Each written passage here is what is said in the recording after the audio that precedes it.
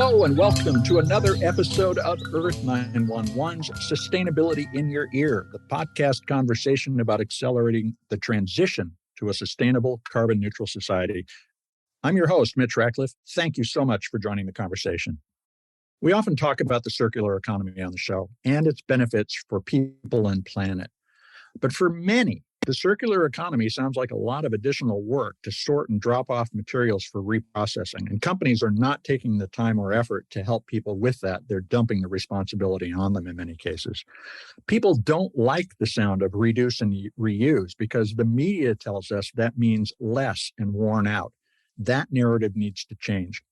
A more sustainable economy will be built on high-quality products that last longer, are energy and water efficient, and that represent new standards of value that include caring for the planet and ensuring resources are available for future generations. Today, we're going to talk about marketing, the practice of packaging, advertising, and selling. It's one of the tools that we can use to change consumer perceptions of circularity and, within companies, change the way that we interact with customers and society. My special guest today is Allen Adamson, author of the new book, Seeing the How, Transforming What People Do, Not Buy, to Gain Market Advantage. Allen is the co-founder of Metaforce, a global branding and marketing agency where, folks, I am also a partner. We do work together. I just want to disclose that and make it clear at the outset. As Allen has worked on Seeing the How, we've talked about the 8 lenses that he has developed for thinking about marketing strategies. These lenses are a way of reframing the problem of creating a fit between the product and the customer. And sustainability raises all sorts of new questions about how that fit can be recalibrated to create new experiences of value. During those conversations, I've been excited to share these ideas with you because they force companies to look sustainability straight in the eye and think about the full life cycle experience their customers will have of owning things or using a service. We don't know yet how society will achieve sustainable circular lifestyles, but I suspect Allen's lenses, which include joining forces with other companies and customers, seeing like a concierge, and going the rental route, among others, are paths to a circular economy with new local layers that make recycling, composting, reuse, donations, and repairs a seamless part of every product experience. And today I invite you to join us in a brainstorming session. Allen and I are going to talk about building sustainability into everything. You can learn more about Allen and Metaforce at metaforce.com, and Seeing the How is available now on Amazon and at local bookstores. Welcome to the show, Allen. It is a pleasure to have you here. I've been talking about having you on to talk about Seeing the How for a long time. I want to start off with, you've had a long career in marketing, but what was the aha moment that got you to shift your thinking from how we package something to how we deliver an experience? Thanks for inviting me. It's fun to be here and talking about this stuff. I grew up, as you indicated, in the world of marketing, but back in those days, it was about the product. At Unilever, we had a soap product. We were focused on how do we make that product, appealing to Mitch. What do we know about Mitch and how he showers that we could talk to him? But it was always focused on the product. And I have been lucky enough to be working with the Berkeley Center at NYU Stern School, which is an entrepreneurial hub at the business school, and meeting with lots of entrepreneurial teams. And over the last couple of years, I've noticed that none of the teams are coming up with, oh, here's a better product, here's a better tasting, fruit drink. And more of them have been coming up with, this is a way we can do things differently. This is a way you could get some things done differently. All of a sudden, they were all zooming out and talking about a different experience, not a better circuit, a faster startup time. And the entrepreneurial energy was all about making whatever you're buying fit into your life better. And that fitting in is really critical as we make this transition towards sustainability, which is an all-encompassing change in perspective. Instead of focusing on just the purchase experience, well, we put it in a box and somebody bought it. Now we're done with it. Mm-hmm. Brands need to demonstrate that there's going to be a responsible and engaging end-of-life experience too. But Before we get into a lot of those details, what is your general advice to a company today that is thinking about communicating its commitment to sustainability and the desirability of being sustainable to the consumer? Well, there are a couple of challenges. First, the reality that's led to this is that when you look across all marketing categories, getting back to a little to your first question, the difference between one brand or product and another has been shrinking for years. Even if you have a better mousetrap, instantly it's covered. So in a sea of similarity where you can't really tell the difference in one SUV, one detergent, one restaurant, and the other, consumers are forced to make the choice on another factor. And so they zoom out and say, well, since there's not that much difference between brand A, brand B, and which companies do I want to buy it from? And what do they stand for? And of course, now that everything's transparent, they can zoom out and understand more about, is the company hiring the right people? Are they treating their workers fairly? And of course, are they doing what's right for the planet? So, as that story comes out, there are two challenges, I think. I'm sure you've talked about one. One is that lots of people are making it, but not many people are delivering that promise. So everyone's saying we're going to be green too. And two, consumers are getting smarter, and they realize that if if a company says they're green, but they look on 60 Minutes and the entire management team is arriving in big SUVs one by one, they're saying one thing. So it's a complicated story, and consumers are getting better, but you still have to tell the story more than just raise your hand and say, "Oh, we do that too. We're sustainable as well." Well, and together we've had this conversation with companies. We live in a world where everyone is equipped with surveillance tools that are literally national security agency grade. They can see and learn almost anything they want. So unlike the old days when brands could sort of brush a lot of this under the rug, now if they don't keep their word, somebody's going to find out and call them out. That's a very different environment, but also one where there's a lot more opportunity for engagement with the consumer. Yeah, and it gets back to the old truism about building brands, which is, you can keep your promises for a long time, but it takes one broken promises and all your previous things goes there. Airline execs talk about it. The check-in experience was good, that we didn't lose their bags. They have 20 interactions that were good, and then something happens. Somebody spills something in the cabin, some passenger's unruly, and the fact that they did 20 things right, zero. Your reputation is ruined. So getting this right is really hard, and really important, because marketers need to understand that even though they've done 20 things right in other areas, if they break the promise, your brand is a promise, and the promise is, I'm buying you because I really can't tell the difference in brushing my teeth with one product on the left and right anymore. They can't tell the difference between two brands. But I'm believing in you because you're being better for the planet. You better make sure you deliver on that promise, because it will undo every other promise you're delivering on if you don't. Now, you use a phrase, average is over, to characterize the basic challenge the marketer faces today. And the idea that you use as you apply the various lenses in the book, and there's 8 of them, is to look at processes for opportunities to improve based on where you see necessary evils. It's the inconveniences embedded into the existing process. Tell us about how you would recommend someone go about examining their customer interaction for opportunities to create new value.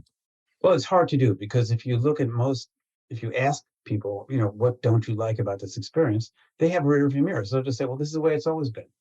You go to the airport, you do this, you check, so you have to not, part of it is not going to what marketers love to do, which is tell me what you want, or how do you like my product?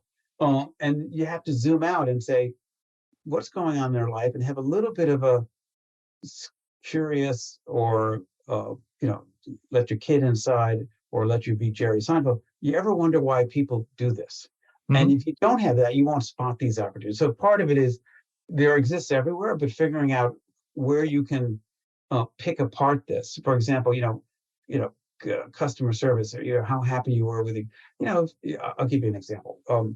I had a pet for many years. It was and the journey changed with the pet as my dog grew older, and the way I bought dog food changed. And I used to go to the supermarket and get a couple things, and over time, all of a sudden, a new company came up, and it was Chewy. And if you asked me what do I expect from Chewy, it was good selection, good price, delivery on time, and that's what I would tell the company. But all of a sudden, over time, they started doing more, whether it was including a treat or I accidentally bought the wrong flavor or my dog didn't like it anymore. I called them up. I said, I just bought a big bag. They said, don't worry, Alan, give your big bag to a neighbor down the street. We'll send you what the dog wants. And when my dog passed away, they sent flowers to the house. And, so if you ask somebody what type of experience they want, they won't tell the online pet supplier to send flowers when my dog dies or do other extra things. But part of it is looking at it with fresh eyes and saying, no one shares ordinary. If it just gets here on time and, it's not leaking in the box and, but they only share extraordinary. But how do you create that? It's usually not in the product. It's usually what happens around the product.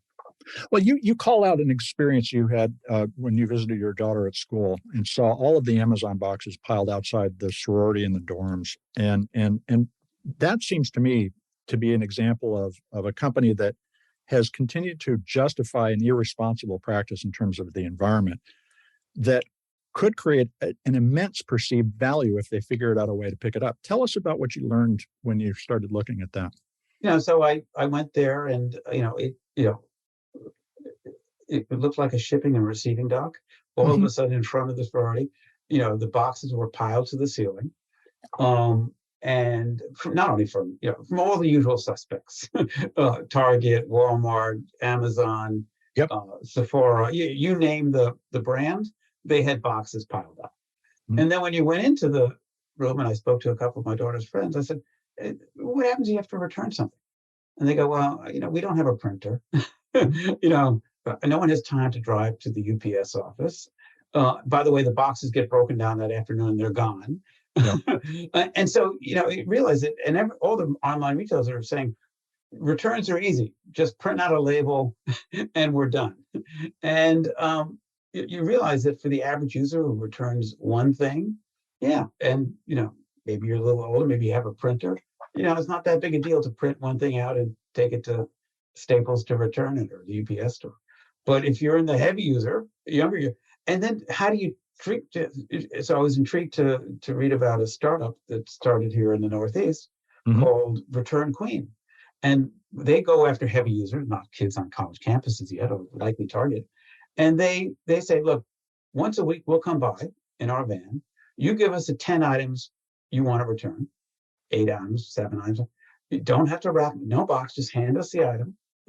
We will pack it up for you and do it efficiently. We'll let you know that it's gone back.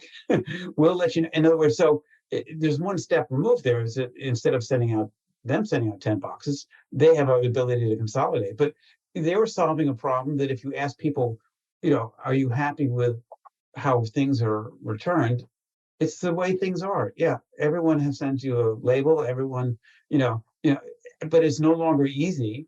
It was easy when you were getting one thing a week, but if you're getting 10 things a week, and of course it's no longer, I try to reuse boxes and I keep them around, and I have a circulating. So even if I have a stock of old boxes that get reused, and some marketers, as are paying more attention to this, and they even send you a reused box when you get something. But no one is zooming out and saying, how can I really make this experience easier and better for the world?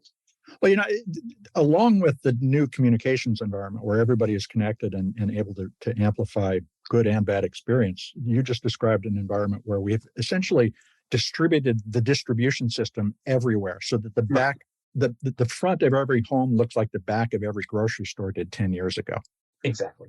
And that raises some really interesting questions about the economics of circularity for me. And I want to turn to the lenses, but each of them identifies opportunities to take spending that you're already doing and a lot of waste associated with that spending and turn it into customer value. So let's talk about seeing like a concierge, which I think is probably the key to enabling circular services. What's involved in reading and responding to consumers' needs? Part of it is if you ask somebody, I go back to, we'll start with the concierge thing. The traditional concierge in most hotels, if you go down and ask a question, they'll answer it. So if you go to a hotel and say, look, can you recommend a place for dinner? Unfortunately, lately, they'll just say on open table, oh yeah, here are 3 restaurants, we'll print it out for you. And in the older days, what you got was a little bit more concierge, which was them looking and understanding who you are and making a recommendation based on you, and that solved the problem you didn't even know you had. I see you got 2 screaming kids. This restaurant has they give out crayons and they have coloring books. And so even though you just asked for a restaurant, they were solving a problem you didn't know you had. So the most consumer responses, are you happy? Yes, check the box. But to get really people to talk about things, they have to solve a problem you didn't go to them with, you didn't even know you had. They have to see around you and say, here's a better solution. I tell the story in the book about during the pandemic, like many people, I was at home a lot instead of being in commuting mode. And when you're at home a lot, you notice a lot of things that you should probably fix. And I saw something I should fix, and I ordered online from Home Depot, and the part came, and I realized, I don't have the right tool to put that in, and I have to put it. And then I realized, gee, I really don't know how to do this, and I spent time on YouTube trying to figure out. And then I did my next project, going to the local hardware store, and I sent him a picture of my problem, a video. He then said, well, come by. I put together a package that has the right product, the right tool. I will tell you how to do it. And here's the things that can go wrong.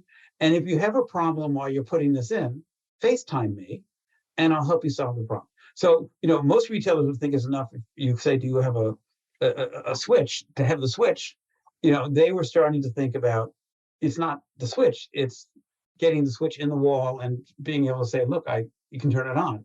And so they were thinking like a concierge, saying, he's not really interested in just buying a switch, because if he buys a switch and burns his house down or electrocutes himself, he will be happy with the switch, but really pissed at me that I, told him not to turn off the fuse first. And you offer a number of examples of very complex concierge services. And the one that I would point to is Sodexo's Circles concierge program, which provides the employees of its customer companies food and personal services. And they do it at scale.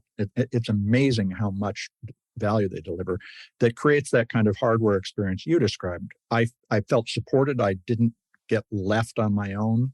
And I had a great experience. A lot of marketers would think of that as just a lot of cost, but given all the other waste that you can eliminate by, say, for instance, beginning to collect stuff, cardboard's valuable. We could potentially offset the cost of all these new services simply by eliminating the waste that the old way created. As you think about talking with a company about its experiences, how do you emphasize to them the importance of the fun and gratification that the customer needs to get out of the interaction? Well, I'll start at the end of the journey. We'll go back, Mitch. The end of the journey is if you buy a product and they send you the product and it arrives on time, okay. But the most important marketing tool out there by far is word of mouth, or visually word of eye. And no one, as we go back to what you said, no one shares average. No one says, I bought this thing, it arrived on time, and gets online and says, oh my God, I bought I got the best box today. Right. And so to some extent, to unlock the power of social media, you have to go beyond just the traditional delivery of the value proposition. So, now the other part of that, tied to, how do you justify the value? It's never easy but most macro studies you look for indicate that younger consumers are more interested in a better experience, and since they can't tell the difference in most brands already, they're gonna gravitate to that. They are buying, making their life easier more than maybe our generation, which love to talk about how they used to walk to school in the snow at 6:30 in the Uphill morning. both ways. Yeah, exactly. So, to some extent, value for those younger consumer is very much in, because they live in a world of double clicking and getting the answer, and if you can add value, you'll be surprised. They'll pay more for when it's easier than it's harder. That seems to me to point to the fact that youth who face the deepest impacts of climate change are ready to pay the premium for green products if they know that they're actually getting real value. So how much do we need to get into the details of the environmental benefits of the way we do business when we communicate with them? Yeah, I think, challenge one, as we said before, unfortunately, it's everyone's saying the same thing. So it's a hard category. Yeah, everyone's saying, look at me, I'm a good sustainable green company. So, it's sort of like you still need good stories, and you still make those stories visual and easy to digest. So sending them your environmental sustainability report, probably not a good starting point. Nope.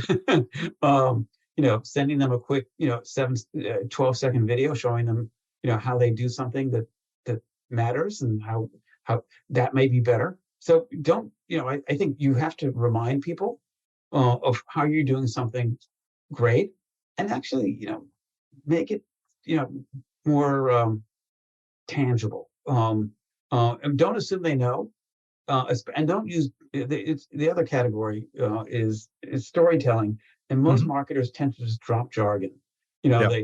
They use if you, I'm sure you have a list of the 12 most used words in sustainability, but and people don't hear jargon, they don't remember jargon, they remember simpler stories. Yeah, well, phrases like earth-friendly and Right. environmentally responsible these days are literally white noise for most consumers. Yeah, I'm sure the railroad company that had this toxic spill said, they're earth-friendly. I bet they did, because rail travels less. So you have less fuel, and so in the big picture, it could have been on 12 trucks that had accidents. So I need to take a quick commercial break. We'll be right back.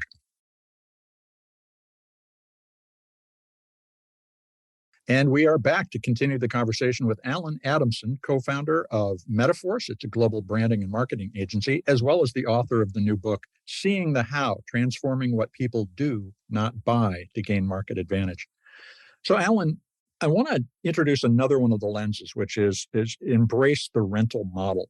And can you talk about how Loop delivers a great experience that combines concierge and rental features? How does that make you feel about the relationship you have with the products you buy through Loop? So, again, without going too far back to the Mad Men days, for my generation, when you had a child, one of the things you remember doing is spending a lot of time at big box stores, buying lots of things. Not only the industrial sized box of Pampers, but the swing set, the car seat, the bouncy seat, actually, we'll go back to COVID.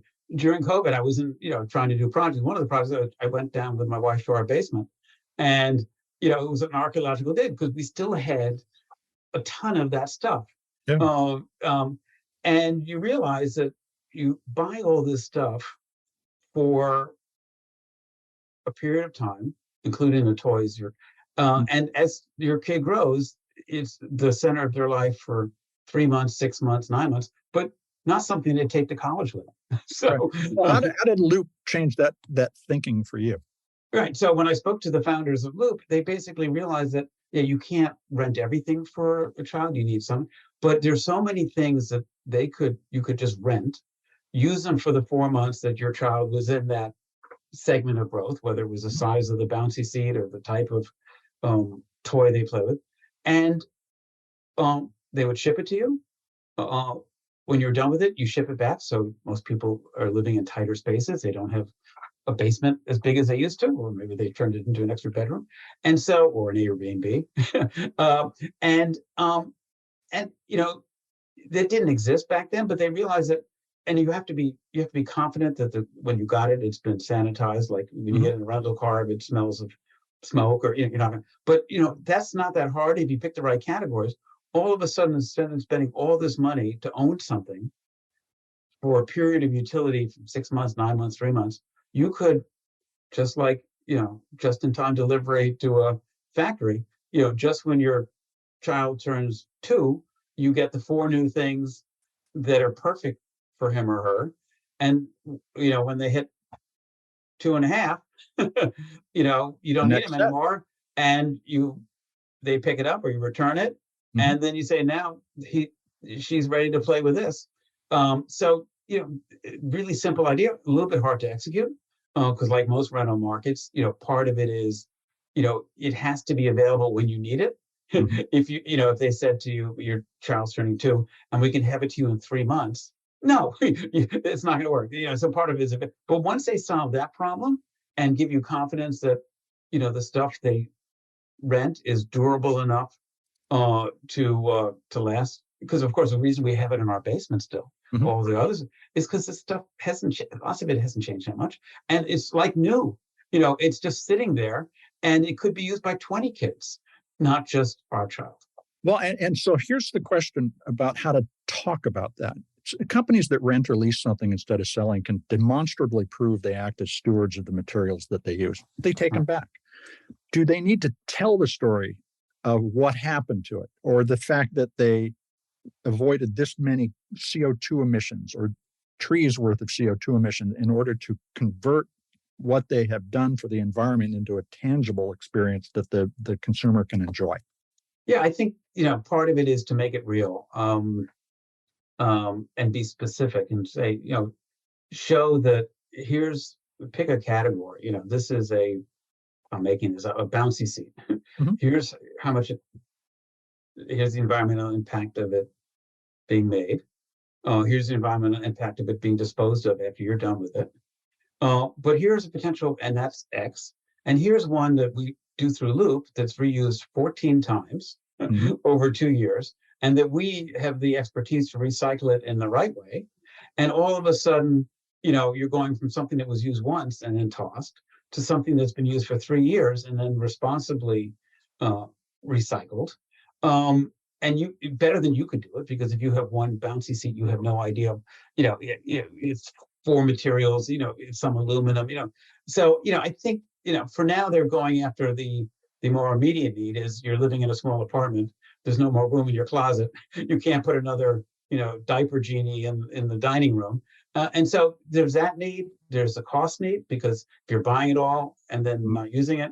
And then there's the green need. And to some extent, they have to weave all 3 stories together. Now, another one of the lenses that you use is focus in and drill down, which is really, I think, critical to rethinking linear economy processes. And you point to several examples, like 1-800-Contacts that introduced the idea of subscription contacts, or Calendly, which took all the hassles out of setting up meetings, but they did it without trying to rewrite Outlook or Google email or calendar. They added a capability that interacted with those.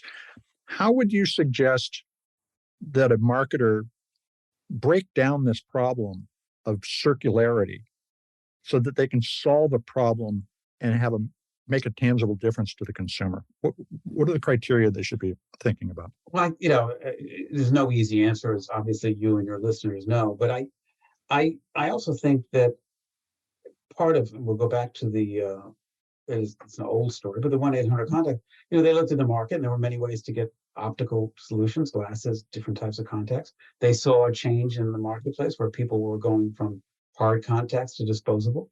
And they decided that rather than sell everything, they would just execute better on one thing. Yeah. And getting to you fast. And, and of course they flip to subscription. So you don't have to remember you're running out of contacts now. So part of it is executing one thing. I think a lot of companies, while they want to do everything possible, and you have to do a lot, they should still look for, in their line of business, what could they do that they could do phenomenally and have a phenomenal impact, as opposed to, which happens back to the average is over, check the box. We did a little of this, we did a little of this. Because if you do a little of everything, that's okay.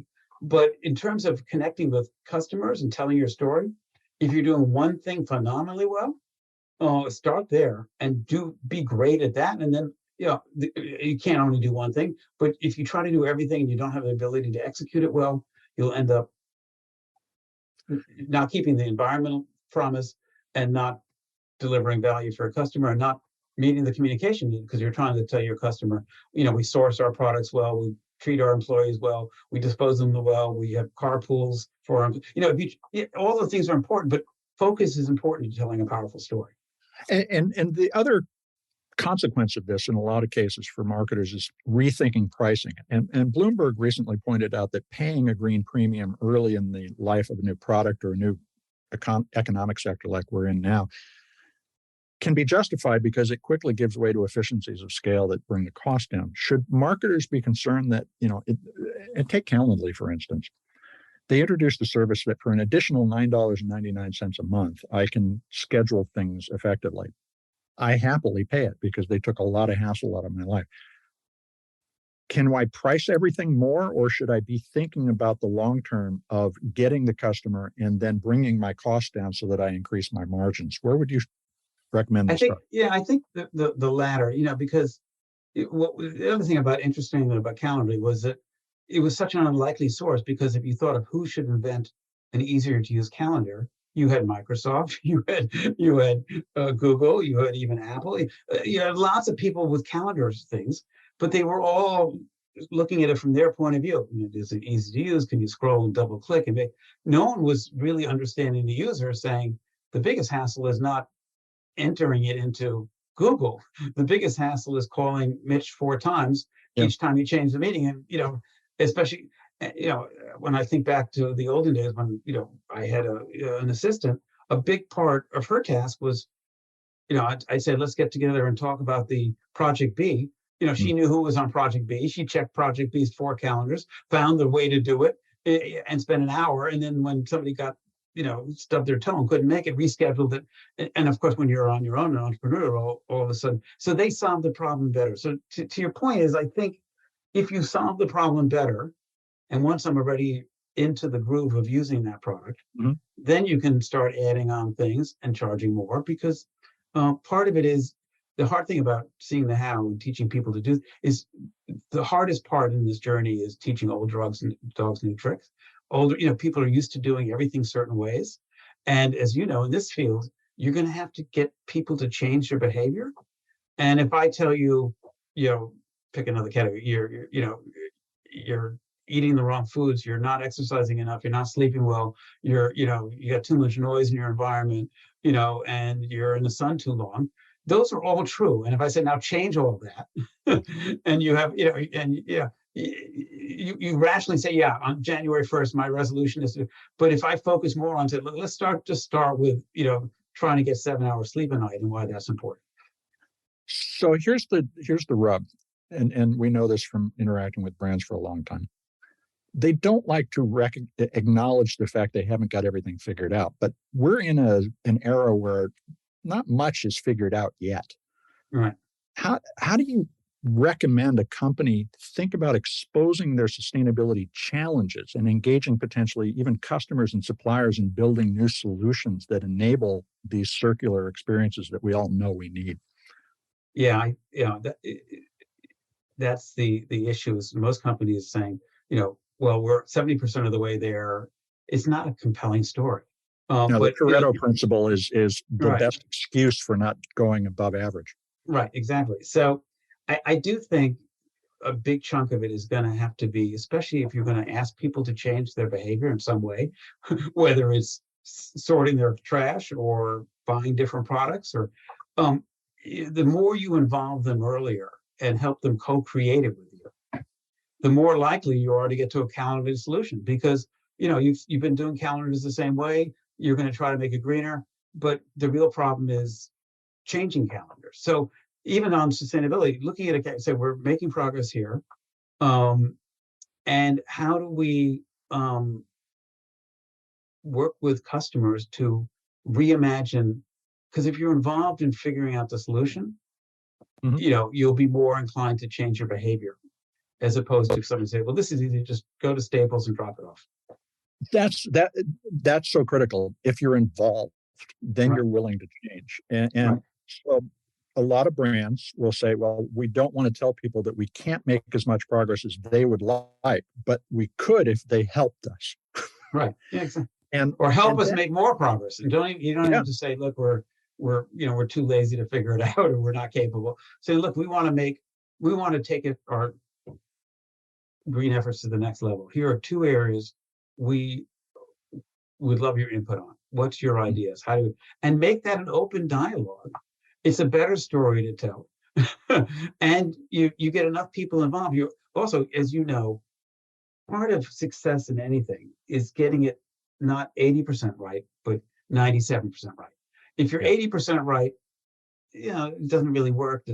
Whatever product is, there have been many cases of products out there that were 80% right that were undone by somebody who isn't. handwriting recognition in Newton, for instance, back yes, right. I was really excited to get my Newton, and I was poo-pooing all the Palm Pilot users because I could write on the thing, but after a couple of months, I realized that it wasn't. One, you had to spell things correctly. Two, you had to legible handwriting, and three, 50% of the time it didn't work. So same thing here. So figure out what you need to optimize and think of it as an iteration thing and involve people. But that means you can't do that on 10 tracks. Do it, do 3 first, get a couple hero cases, then that will inspire people to take the next tire channel. So if I can get you to walk more and sleep better, then I can work on you exercising more. And that also requires that they not say we are a green brand, but that we are making green progress. We're on the green journey. Exactly. Yeah. And nothing. People are so hardwired to distrust everything. Companies, and believe that the minute somebody says, it starts off in the end zone. And so, but being fresh and saying, we're making progress here. We need your help. We're going to make more. Let's work together. We're going to open it there are 100 ways to do it. But part of it will make it a better story when you tell it. We work with 100 customers in Milwaukee, and here's what we did, and here's how it's changed our community. And now let's try it for you. And there are so many great stories out there that we can start to tell in order not only to get the consumer to move forward, but to get other companies thinking about how they too can take these steps. Allen, thanks so much for the time today. How can listeners follow along with your thinking, what Metaforce is doing, and find Seeing the How to purchase it? Yeah, Seeing the How has just come out, but if the search engine or if ChatGPT is working correctly, it'll probably take you to there. And or you can go to Allen at Metaforce.com, and we have some stuff on the book there, because part of the Metaforce idea is, do a few things extraordinarily well, and your business will be better. So we put together custom teams to help clients do things really well, as opposed to having lots of people who say, "Oh, we could do that too," but they do it averagely. Allen, thanks so much. We'll see you again. Thanks for inviting me. We've been speaking with Allen Anderson. He is the author of Seeing the How, Transforming What People Do, Not Buy to Gain Market Advantage, which is available on Amazon and at fine bookstores everywhere now. Allen is also the partner, along with me, folks, in Metaforce, a global branding and marketing agency. And you can learn more about Metaforce at metaforce.com. I encourage you to read Seeing the How. If you work at a company, it will challenge you to do better.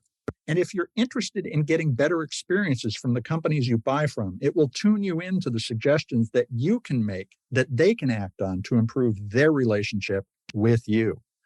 That might be a kind of complex sentence, but it really gets to the fact that this is an exchange and partnership that we have to pursue together in order to achieve sustainability. Beneath all the marketing opportunities lies a deeper issue: the potential to reduce waste by recovering and recycling it as part of the customer experience. And these efforts can also generate revenue. For example, from selling the corrugated cardboard collected from customers, which can offset the cost of that improved customer experience. For example, we recently had Upshift, a fractional car leasing company, on the show. Upshift delivers a car for a day or a week of use, then takes it back.